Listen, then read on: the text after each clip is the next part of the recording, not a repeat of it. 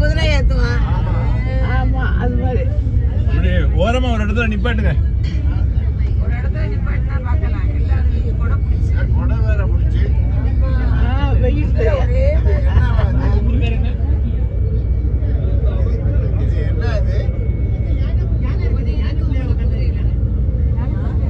அடுத்து யானை. யானை வருது. யானையில இருக்காங்க பாருங்க. யானை யானை நம்ம எல்லாரும் இன்னைக்கு லக்கி. உண்மையிலே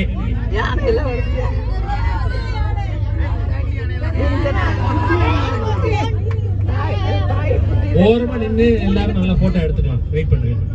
ஓரமா நிக்கலாம்.